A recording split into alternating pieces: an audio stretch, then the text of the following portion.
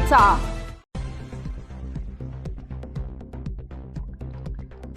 सटाणा शहरातील बस स्थानकासमोरील गल्लीत सुरू असलेल्या एका लॉजमध्ये विनापरवाना आणि बेकायदेशीररित्या अनैतिक व्यापार चालविला जात असल्याचा गंभीर प्रकार उघडकीस आला आहे।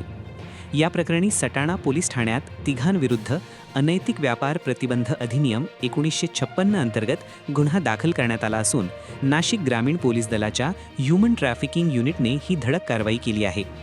ही कारवाई शुक्रवार दिनांक 10 जानेवारी रोजी दुपारच्या सुमारास बस स्थानकासमोरील महात्मा फुले परिसरातील लक्ष्मी लॉज येथे करण्यात आली।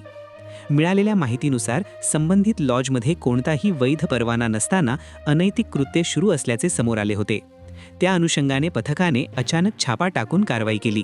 या कारवाईत नाना गाडेकर, दत्तात्रय सुरेश चौधरी आणि हर्षल भारत गरुडकर सर्व राहणार सटाणा यांना आरोपी म्हणून निष्पन्न करण्यात आले आहे।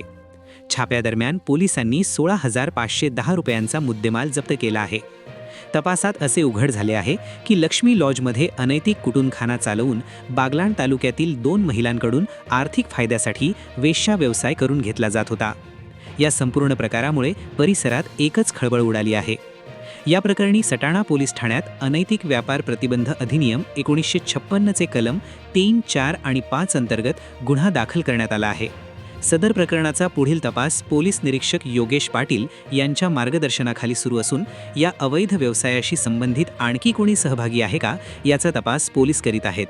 शहराच्या मध्यवस्तीत अशा प्रकारचा बेकायदेशीर व्यवसाय सुरू असल्याचे उघडकीस आल्याने नागरिकांमध्ये तीव्र नाराजी व्यक्त होत असून भविष्यात अशा प्रकारांवर कठोर कारवाई करण्याची मागणी होत आहे।